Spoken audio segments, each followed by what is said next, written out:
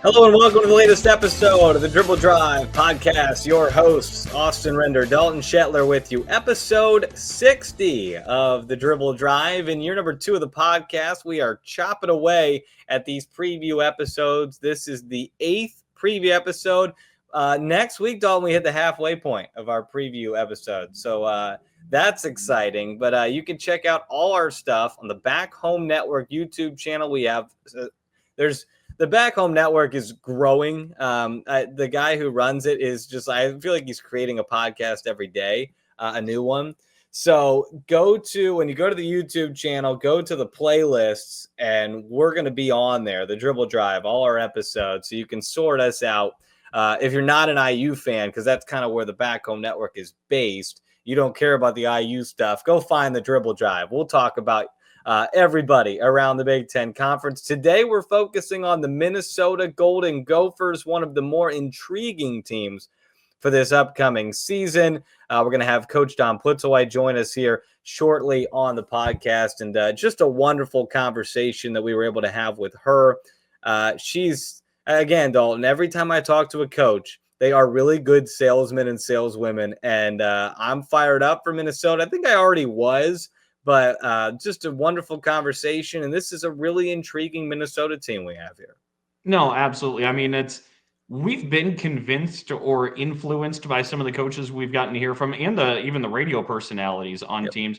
Minnesota heading into it, I didn't really need influenced or convinced because, again, the adversity they faced in back-to-back seasons, losing their true scorer, their best offensive player, and you can make the argument defensive player as well. They've lost her in both seasons and still competed at a very high level. They've been able to squeeze out every ounce of the line that they possibly could. And it just begs the question, Austin, with a healthy Minnesota roster, what could the Gophers' potential actually be? What could that ceiling be? That's one of the biggest questions in the Big Ten this year, I think, is Minnesota and what lies ahead for this team, what their ceiling is, what their potential is. It's one of the biggest questions, and it is honestly one of the bigger mysteries in the conference because we just don't, we know what Mara Braun looked like 2.5 years ago, but post 2 season-ending injuries, what does she look like? I don't think as much will be asked of her now as it was pre-injury because of the way the group around her has grown. But I thought Dawn, and we touch on Mara a lot early in our conversation with her, I thought it was great that she mentioned how good of a defender she is, because we all think offense. We think about what she does points-wise for this team, but I forgot, and you tend to forget about the defensive side of it. So Mara Braun being back, I think, is huge for them. But Dalton, this is a team that was pretty unaffected by the transfer portal. They bring back just about everybody. Annika Stewart, the lone, main contributing graduating senior, but just about everybody else, Dalton, is back for a reloading Minnesota team. And there aren't too many programs you can say that about in today's day and age, but that's where Minnesota is. And that's a great spot to be because we've gotten to see this group for the last couple of years, Austin, as freshmen, alongside Mara Braun. We got to see, the Grace Graholskis, the hires, battles. We've gotten to see them all improve in those last couple of years. Now they come back, and you add in what was a freshman phenom in Tori McKinney. Austin, you and I both got to see her last year. I thought immediately that doesn't appear to be a freshman. I mean, she came in with a head start in terms of development. So to see what that jump might look like into a sophomore season, you have all that going around Mara Braun. That's really exciting because that core is looking to take another step, and it's all there, to your point. And it's a team that didn't need to go out and kill it in the portal because of how much they're bringing back. If you're watching us on YouTube, you can see that just I couldn't make a graphic big enough to include all the people that Minnesota are bringing back. On the graphic for the podcast, folks, Mara Braun, Grace Graholski, Amaya Battle, and Tori McKinney. But that should also include Sophie Hart and Mallory Heyer. And you think about all the pieces to the puzzle. So they didn't need to go out and get a Mia Jacobs like Oregon did, an 18-point-a-game score, or a Jaylen Brown like Michigan State did. They didn't need to go do that. But what they did do is they went and got some really good pieces and some physical pieces, bigger pieces in Fina Tonga and Tracy Bershers. And then Briley Glenn, a versatile guard who can add to the Minnesota backcourt. So it's more, Dalton, of bringing in more depth and establishing depth. This could be, if these transfers hit and McKenna Christian, a really solid freshman, almost a top 50 recruit in the country, if these hit, Dalton, this could be the deepest team in the Big Ten. And I think that's huge. And Austin, I think when you and I watched Minnesota last year, obviously I can't say enough. And I think we've said it on this podcast time and time again throughout last season. Couldn't be more impressed with the job they did with losing somebody like Mara Braun. But you could sense at moments that they were having a hard time creating shots. And you wonder how that year that we just saw without Braun, where so many players were forced to. Grace Graholski took a big step up in terms of just playmaking, shot creation. You add in a couple more of those transfer pieces. You've got a lot. I mean, to your point, depth. I mean, you've got a very serviceable group that will be able to create shots, not just for themselves, but also be able to create for others. And I think that's what will really kind of break the dam for Minnesota and get the Gophers really to its ceiling of just a smooth offensive system. I think that's coming for him this year. Yeah, you look back at Taylor Woodson, another name we didn't mention, who's coming back, played just 12 games last year, dealt with injuries herself, but she was an 8-point-a-game scorer, higher average 8.5. Sophie Hart averaged 9. Tori McKinney averaged 10.5.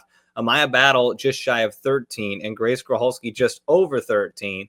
And then Mara Braun, in her limited time, only played 5 games, but averaged 13.6 points per game. So it was balanced. It was spread out. They could beat you from all different directions, and they were just a tough physical team to play.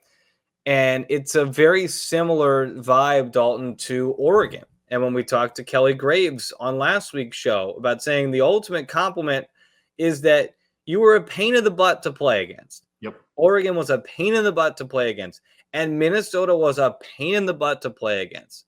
That was a team that nobody wanted to play. It was a team that just grinded every result out. Now, they could score on a good day, but for the most part, they were scoring 65 to 70 points a game and then just saying, you're going to have a really difficult time scoring against us. And part of, and again, you and I, we see these teams once a year in person. Yep. And that does heavily skew sometimes our thought processes. But Oregon and Minnesota, I don't think Indiana broke 55 in either game. So it was like, gosh, these teams are just grinding this game down.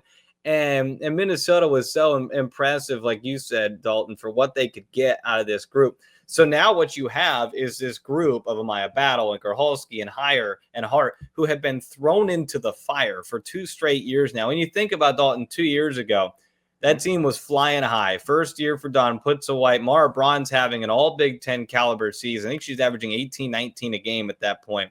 She goes down, I think, late December, sometime around Christmas, New Year's. I think she went down. Yeah. Does that timeline sound about right? It might have even pushed into January, but it is in that window. Yeah, it was definitely early Big Ten. Yes. And then they really struggled from there and ended up having to play on the first day of the Big Ten tournament. They missed out on the NCAA tournament. But that experience proved valuable because the next year, unfortunately, Braun goes down again just 5 games into the season, and they, for the most part, kept it together. I think we paint this very positive picture of Minnesota because you and I have been very impressed with what they've been able to get. They did falter down the stretch last year, Dalton. I believe they lost their last 5 games of the year, including the Big Ten tournament game to Washington, and missed the NCAA tournament. So that was a bit of a backbreaker for them. But again, what I've said on this podcast many times, the impressive part about Minnesota is they do that. They lose down the stretch of this season, and then they flip a switch. They accept the invite into the WBIT, and they win the whole darn thing. Yep. And that momentum is going to be huge, I would think, carrying into this 2025 season.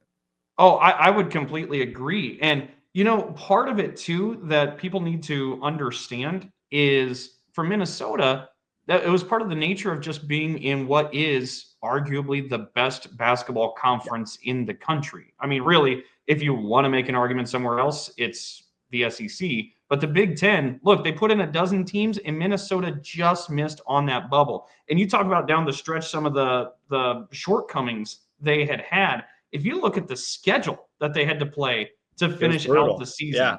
They finished at Michigan State. That's a tournament team. They had hosted Washington before that, tournament team. They had Purdue, but then it was Oregon, tournament team, Ohio State, tournament team, Indiana, tournament team, Iowa, tournament team, UCLA, one of the best, USC, one of the best. Like that is a gauntlet to go through, and they survived it enough. And you thought maybe they gave themselves a chance had they won in Indianapolis for that Big Ten tournament to maybe make that NCAA tournament. But that's just kind of the nature of how ridiculous this league is at this point. I think you and I kind of called that Washington game being kind of a play-in game for the NCAA tournament. Washington won it. They actually beat Minnesota twice. I believe they won at the Barn down the stretch of that season and then beat them in Indianapolis, and that kind of clinched their ticket. But again, a team could have just packed it in and nobody would have blamed them. And they would have said, oh, Minnesota went out quick in the WAT. It makes sense. They were bummed. They were disappointed. They didn't do that. And that speaks to the culture that Dawn Plitzuweit and her staff have developed so quickly at Minnesota. So now the $1 million question, Dalton, is where does Minnesota slot in the Big Ten this year? And I know you and I are both very high on them. As we check in on Austin's unofficial rankings, I do have them right now in the 6th position.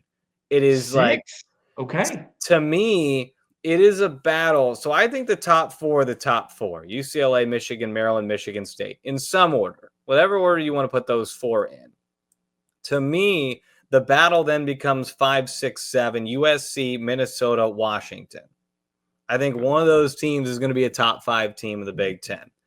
And then you've got Ohio State and Nebraska and Illinois who can kind of might be able to inch their way into that conversation as well, not discounting those teams.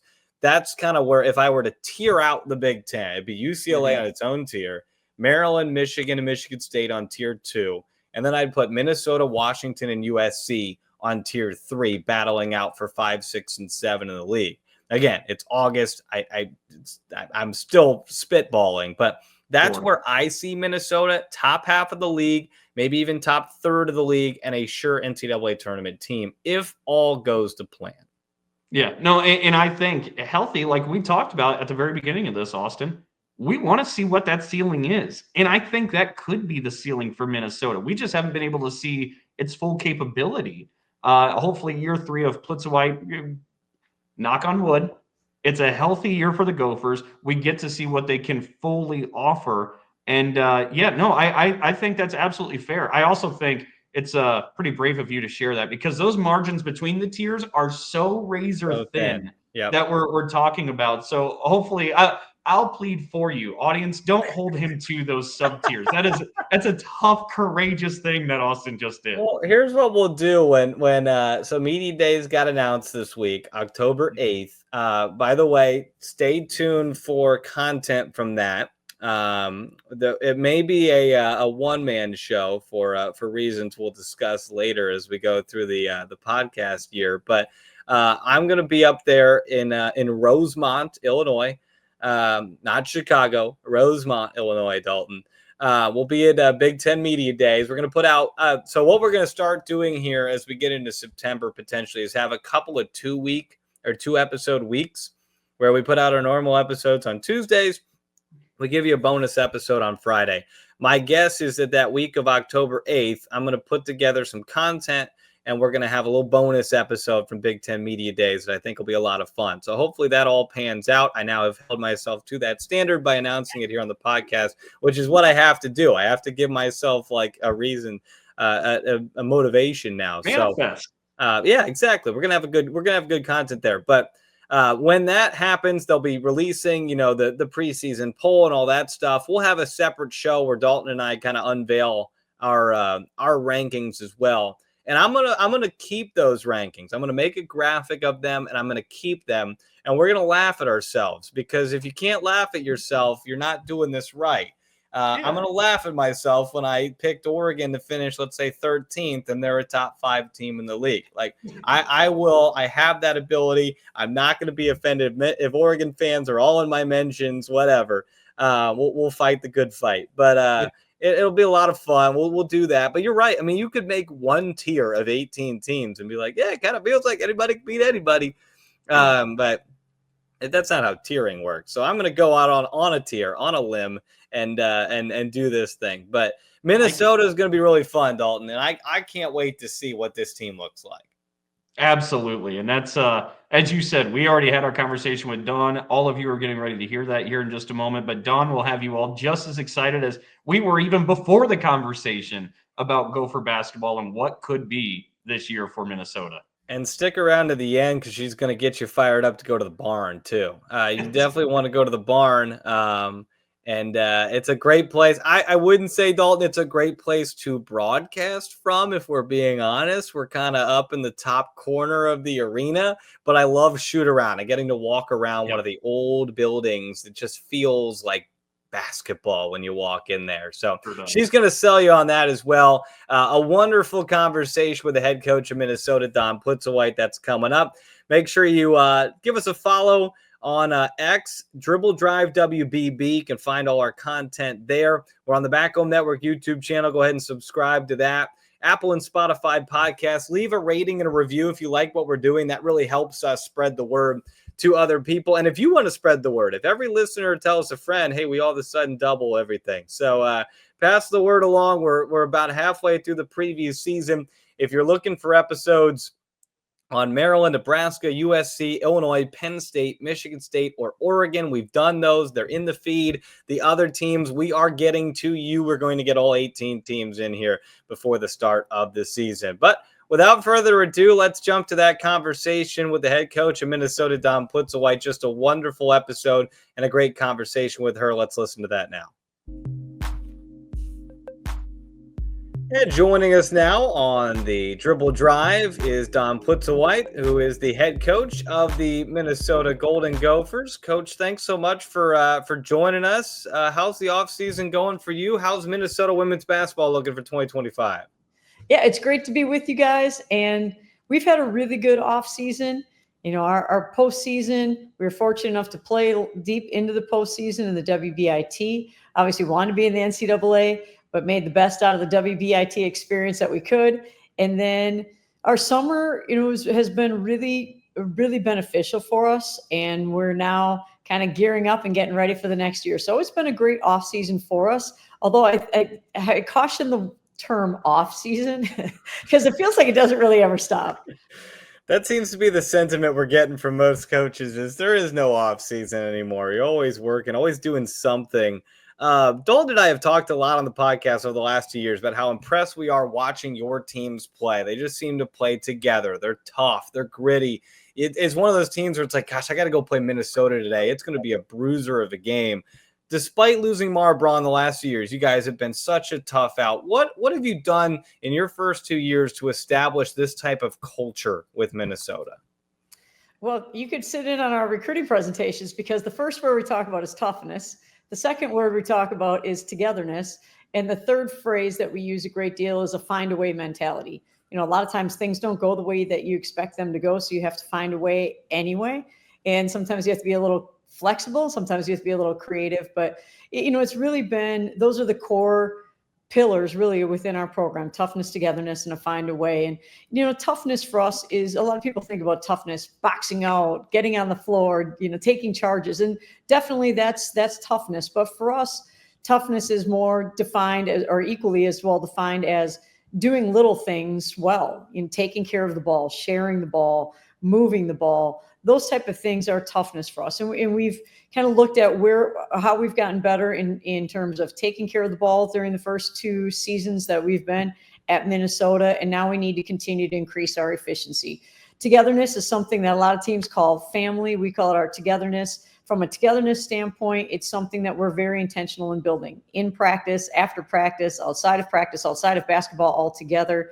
in a lot of different ways. And then this find a way mentality is just, it's something that is, I believe, is something that is a core for us, but it's great until the players kind of use it against you. Coach, we should find a way to get some more shoes. Coach, we should find a way to do this other activity as a team. And so they become kind of creative with it too. And for that, when they do that, when they actually use our phrases, they usually get their way, just so you know. Okay, so Dalton, if we need anything from Coach, if we just start it with, can we find a way, ... We you're probably going to get it. Yeah. There's a soft spot in my heart for that. Oh, that's awesome. And you talk about that find a way, and like Austin had said, Don, we've just been really impressed with the job you've done early on here at Minnesota. And I remember the regular season finale, since I'm with Michigan State, you guys coming to the Breslin Center, and I still just have in my memory, whenever there was a critical need for a stop for your team, the fire and passion that you exuded from the sideline and your bench saying, dig in. I can still hear dig in that you give to your team. You coach with so much fire, so much passion, and kind of almost like an old school type of style. I'm curious, who influenced you in the way you coach? Well, certainly the high school coaches that I played for and college coach and Kevin Borseth really were major influences for me, in terms of how we go about doing things. And Coach Borseth is someone who's had just a tremendous amount of success. He retired recently, but someone who I think has had a great deal of influence. And then, as you are aware, right down the road from you, Grand Valley State, I coached there and coached with Mike Williams. And even though he was technically listed as an assistant coach on staff, he played for Dick Bennett and Coach Tony Bennett. And so I just think it's kind of how you're wired, maybe in terms of the people I've been around, because of who I've been able to be around on a coaching basis or even on a playing basis.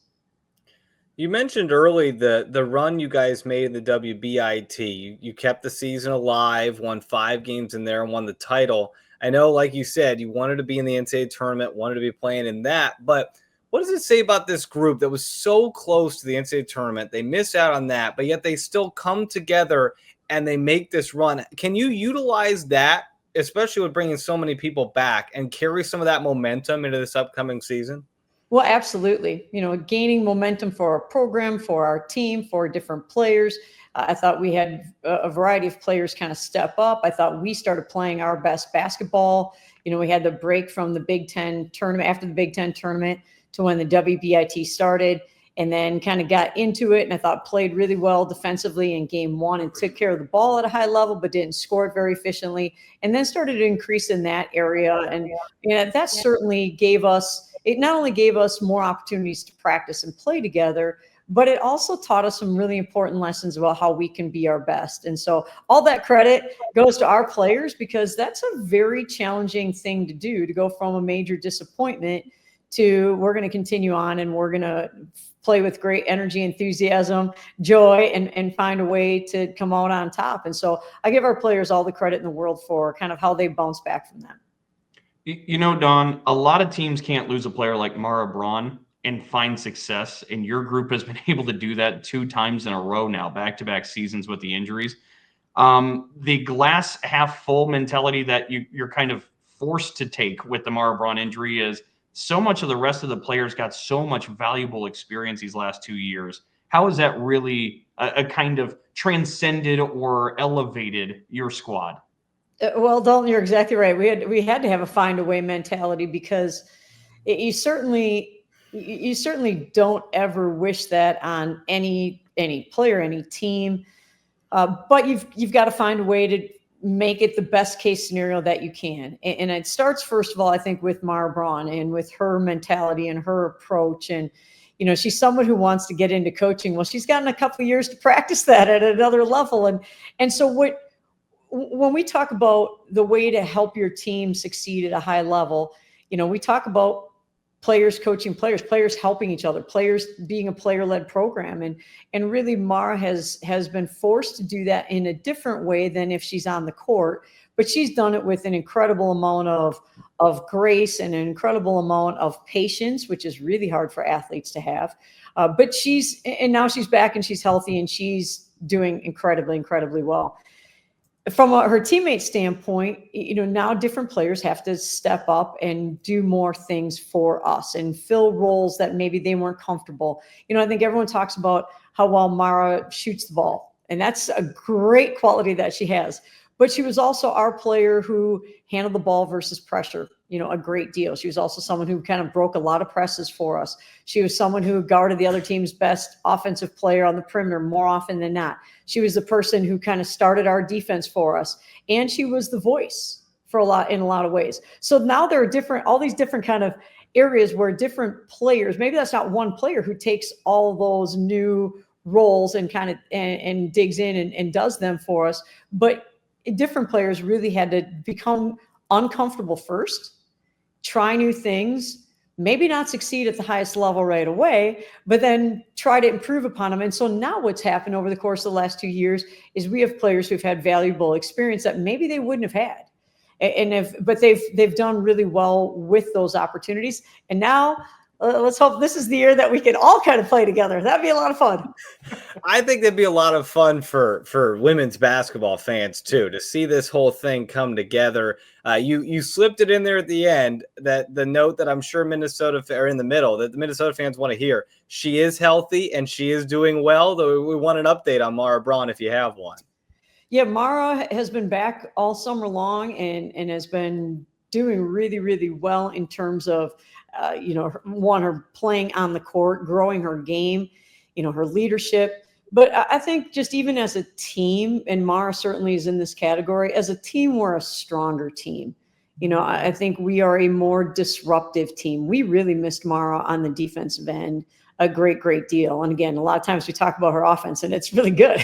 We missed that. But, I think we're a stronger team. Mara's a stronger player. We are a more disruptive defensive team than we were last year at this point in time. And I think overall, we're just more efficient. I'd say that we pass the ball better, which helps your offense be more efficient, move the ball a little bit better. I think we score the ball a little bit better. I think we shoot the ball a little bit better. It was when you take your best 3-point shooter, off the floor, the kid that the other teams are focusing on a great, great deal, it changes the types of shots that other players are getting too. And so I think overall we're more efficient offensively. It's not necessarily one part of it. It's not like we just score at the rim better or we just shoot it better, but in a lot of ways. And certainly having Mara back helps us with that. And it's not just Mara, it's a whole host of players coming back. Amaya Battle, Grace Grahalski, Tori McKinney, Sophie Hart, Mallory Heyer. There's a long list. You're bringing a lot of players back this season. When you look at that group that's coming back, that's played all these minutes the last couple of years, how have you been able to keep that group so tight together? And where's kind of the next step for some of these players? How can they take that step forward in 25-26? Well, I think a lot of that, again, is a tribute to we have great kids and we have young ladies who want to be at the University of Minnesota, and that means a great deal. And so they want to put Minnesota women's basketball back on the map. That's really a mission statement that they have. And so it's our we have a fun job as coaches to keep them united and keep them moving forward. But also, I think we're at a stage right now where within our program, we understand now at a much different level. We understand not only the rigors of the Big Ten, the new Big Ten, but also where we've grown and where we've gotten better, but also where we need to continue to grow and continue to get better. And so what's neat is that because we're a find a way program, and when I went to school, I was going to be a teacher. So it's biology and math. So there's a lot of analytics to it. But in order for our players to be able within the game to be a player-led team and a player-led program, they also need to kind of understand how to make adjustments on their own and how to sometimes let the spirit move them, if you will, to kind of make some plays that maybe aren't exactly what we'd want to do at that point in time, but they're savvy, they're smart, they can kind of make a read and they can make a play. And those are things that this group has more ability to do than we've had in the past because they understand not only, again, the Big Ten, the system, each other. I think they're stronger. They're more confident, and all those things kind of flow together. So the goal for us is to continue growing in all those areas. When we talk about player development, It's not just, hey, we want to work on dribbling better, or we want to work on passing better, or shooting better, or defending better. It's the understanding of when, time, score, space. What are teams doing? How do they score on us the last 2 possessions? How can we, without calling a timeout, kind of change those things on our own? And this group it has a lot of those features, and that's really fun to be around. And then when they say, Coach, the Spirit moved me, or find a way, I'm like, okay, well, Spirit moved you. Well, next time have the Spirit move you to do something a little different, maybe. So I think they're a lot of fun, and I think that's important too. I really do. I think in our day and age, I believe this: if we have 15 young ladies on our roster and they work their tails off and they have fun doing it, then watch out. I think the sky's kind of the limit for them, and so we're in that kind of phase right now. One of the things you mentioned there, Dawn, where you're talking about just how incredible these players are, and we've made this a theme, a question the last 3 shows, but it's been appropriate in the last 3 shows. In the chaos that exists in today's landscape of transfer portal, NIL, everything else, so all the different variables you have to juggle, Robin Freilich had said a couple of weeks ago on our podcast that the good things about coaching still are good. They still exist. Kelly Graves of Oregon seconded that last week. And based on what you just said about these incredible young student athletes you have, you feel that there is still the good parts of coaching are still relevant. Oh, 100%. We have a young lady, Sophie Hart, who just finished up an internship, and in her internship, she had a presentation on the last day, and on her, second to last day. And so she sent me a picture of her in her power stance, where she's building confidence. And we did this biological research on why that really works. And then, she talked about how she kind of got nervous and got sped up at first, but then went back to her media training, and she felt really confident about it. And she took a picture with the CEO and the senior vice president and sent it. Well, that confidence that she gained through different experiences is going to carry her far into her future. And that's what's really fun about this. Yes, that happens on the basketball court, no question. And what happens on the basketball court, it can correlate and it can transfer. It can be a transferable skill off the court. But when it happens off the court, it can also be a transferable skill on the court. And so watching young ladies grow in their ability to do new things, to get out of their comfort zone, try new things, which is really hard for anybody, not just college age students, but grow in trying new things, and then understanding that it's not always going to go your way, but frustration isn't going to help. So how do you adjust it? How do you try something new? How do you bounce back? And then all of a sudden you do something that you haven't done before. You have the ability to try something at another level, but it just keeps growing, this cycle of being confident enough to try new things, having success in new things, obviously not always right away, but then being willing to try new things. That's what this is all about. That's when this is really fun. Yes, championships, important. That's what we're striving for. Yes, postseason opportunities, 100%. But this is a lot bigger, in my opinion, than just trying to go on the court and win games. That's awesome. Those are the stories you want to hear in college sports, and the really good stuff that can still come out of this thing. I want to focus on a lot of good you got last year out of Tori McKinney in her freshman season. I thought she was really good and seemed to really grow as the season went on. What's her potential? What's her ceiling? Where can she get to as a Minnesota Golden Gopher? Well, I believe Tori McKinney can be one of the best players in the Big Ten. I really do. And I think she can, if you're one of the best players in the Big Ten, you're one of the best players in the country. And then you have an opportunity to keep playing later on in your career in the WNBA or elsewhere. And so I just believe that she can do all those things. And she can do them because, one, she first and foremost, that kid has drive like no other. The time that she invests and the way that she does it, she is just having the time of her life, smiling and competing at the same time. And my favorite player, you'll appreciate this, Dalton, my favorite player of all time when I was growing up was Magic Johnson. And Magic Johnson was my favorite player because he was really, really competitive. He was very versatile. That's how we want to play. But also he played with a smile on his face. Not all the time, but a lot of times. And that big old cheesy grin is kind of what Tori McKinney has at times. And love that, because then she becomes a fountain of energy for everyone else. And when she's doing that, she plays at such a high level. So I just think the sky's the limit for that young lady.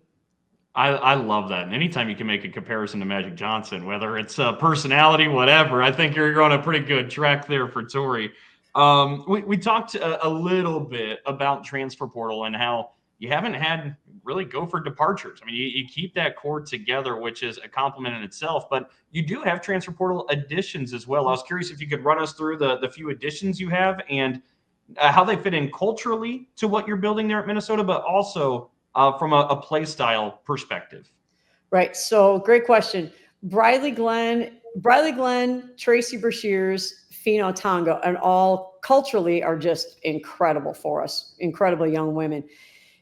Briley is a guard, a perimeter player for us, and she's someone who started at K-State, played with her sister, and certainly someone who has a lot of experience, someone who understands winning at a really high level, been in the NCAA tournament, someone who has played crucial minutes, someone who can impact the game in a lot of ways. But I think her not only her ability to defend at a high level, but her ability to impact the game on the offensive end in so many ways. And, she's someone, you talk a lot of times about how players get to the rim, and she does that at a high level, how players, can shoot it from the arc, and she can shoot it from the arc, and shot it at about a 33% clip throughout her career. And that's a good percentage, but she's someone who she passes so well. And so now she can help our team in a lot of different ways. So we're really, really excited about her. And personality wise, I love that kid. I think she's just got this enthusiasm about her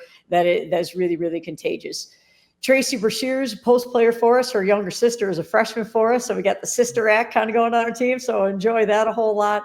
But someone from a culture standpoint, just a very caring, sweet, kind of she and Fino Tonga are both kind of like the mother hens of our team in some way. Although we call Fee kind of she might be the grandma on the team. She's the oldest one, in this day and age of college athletics, always maybe have one of those, and that's Fee for us. But they are so caring and so considerate and just do a tremendous job, which, when you are a transfer student athlete and you come into a new program, to kind of pour into your teammates in the way that they have is something that's really, really special. But Tracy's someone as a post player who can really stretch the floor and shoot it and handles it. And, I think someone who who was picked up the game at our style play at a really high level very quickly. Fee is someone who is so strong, and we haven't had a post kid like her in our first 2 seasons at Minnesota. She's someone who can be really, really physical and move her feet, and someone who, again, also passes at a really high level and scores at a high level. So really excited about those 3 young ladies. Touch on your freshmen as well. You mentioned Zoe Bershers, who is the sister of Tracy, who you're bringing in, and then McKenna Christian as well. Touch on what they can do, and do you see them kind of making an immediate impact with the program? Right. Zoe and McKenna are both young ladies who have not only competed at a high level in high school AAU, but have won at a high level, from state tournament appearances, state championships, those type of things. Just really, really special young ladies, great families. Zoe and Tracy are going to be hard for me because I'm going to get them mixed up. Like when your parents are kind of talking to the kids and they say the wrong kid's name all the time, that's going to happen. Just so you know, I almost did it right there. But Zoe's a lot like Tracy in the respect that both post players, but really shoot it and stretch it from the perimeter. And McKenna is someone that we were recruiting for a long time back in the South Dakota days when our staff was there. And so someone we had known for a long time and recruited for a long time. Is a farm kid. I love that. I love farm kids. I am kind of partial. I grew up on a farm myself, but I think farm kids just kind of get it. They understand it. Just you have to find a way. You have to get it done when it has to get done, and that's kind of how McKenna plays. She's someone who kind of led her high school team to success that it hadn't had in about 35 years, and so she's someone who puts the ball in the basket at a really, really high level. Can really, really shoot it. Can put it on the floor, can score around the rim. And so what I hope for the both of them is that they just don't take a back seat, because I think sometimes as freshmen or as newcomers, even with our transfers, you can do that. And our encouragement to them is we need you to continue to stretch and push. And I think they've done that at a very high level. Well, Don, I know I felt a vibe between us all, but I'm somebody who grew up on 40 acres too, and it used to be a family farm. So take me back to, this is completely off topic, but being a farm kid, what those days were like, baling hay, all that type of stuff. What did Don do back then? Oh, yeah. So my parents both worked full time, and then farmed on the side, part-time, I think they had 2 full-time jobs. They worked full-time and then they farmed full-time. And so for us, it was a lot of cash cropping. So a lot of baling hay. And my summers, my friends kind of understood that when they came to visit, they were going to get put to work. So then they said, why don't you just come visit us whenever the work is done? And the reality is that it was like, hey, come on over. Let's go hang out. Let's go do this. Let's go do that. And it was like, can you be here at 6 o'clock? I'm like, I will be there when we're done baling hay or baling straw or moving some wagons around or those kind of things. And so it might not have been 6. It may have been 7. It may have been 8. It may not have been till the next day, whatever the case is. So, growing up on a farm, you kind of understand the work ethic that it takes. And I think that's where the find a way mentality probably came from. I love that. Look at that instant connection between Don and Dalton there. Coach, I want to kind of end it with you talking about your experience in the Big Ten. You've been here now for 2 years, going into year 3. What has it been like? What the adjustments of coaching in this conference? What maybe surprised you? What have you had to adjust to in your first couple of seasons? Well, I would say the Big Ten is better. Is better than it's ever been. I've had a chance to be in the Big Ten in the past as an assistant coach. And so the depth of the Big Ten, the quality of coaching in the Big Ten, I told our players last year, Big Ten women's basketball is not only the best the Big Ten has ever been, but it's the best conference, not only just the best conference in the country, but the best conference ever in the history of college women's basketball at the Division I level. And we look at that based upon how many teams are in the NCAA tournament. So, when you look at where the conference is right now, it is second to none. And it provides you and everyone says, oh, any team on any night, but man, you better be really spot on in every single part of your preparation, of your recovery, of how you travel and your nutrition, all of it, because you need to be able to compete at your best, night in and night out, or day in and day out if they're day games. And so, I would say what you love is that when you have a chance to compete in the Big Ten, you're competing against the best. And when you learn how to compete against the best in the Big Ten, then you have a chance to compete against the best in the entire country, because that's who we are at this point in time as a conference. Yeah, I love that. And a more fun question. You've been just about everywhere. I know there's a few places you still got to check off the list with the new teams that have been added to the conference. But we like to ask coaches, where have been some of your favorite places for you outside of the barn that you've been able to coach around the league?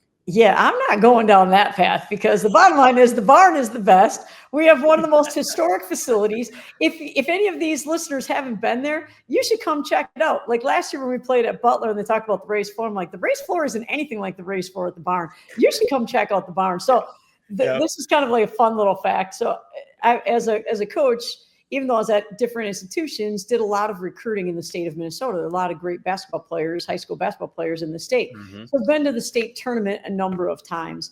And then when I got hired at Minnesota, on my first day on the job, the girls basketball state tournament was taking place. And so I was able to go to watch some of the girls basketball state tournament games at the end of my first day. And I had my head down, of course, at one point in time to look at my phone. And all of a sudden, it just got so loud in the barn. It was crazy. I was like, what's going to crash in? But it was just fans who got into it for the high school teams, and they were rallying back and forth. And it was so incredibly vibrant and loud, and there was so much energy that I thought, this is going to be awesome. I can't wait for this. I can't wait to coach here. I coached in the barn on the other sideline before, but, certainly to be a part of that and that energy. So it's a really, really special place. It's right behind me, right here. You see that? That's the barn right there. So, and Dalton, we should appreciate it more than anyone, because we grew up on a farm. Like, what more could you ask for? Right? It's true. It's true. It is a great place to be. I love that question, because it allows people to either talk about places they like to go or just totally sell their place. And you have sold the barn very well. It's one of my favorite places to go. It's super, super, it feels like college basketball when you're in the barn. I completely agree. And I'll mention top 2 for ice cream in the Big Ten. The barn is in the top 2 for sure. Well, there's not many places that offer ice cream. So the fact that they have it is huge, right? I mean, Just that. I can't speak to that at this point in time because when I go watch our men play there, I'm not eating ice cream either. I don't know. So Fair enough.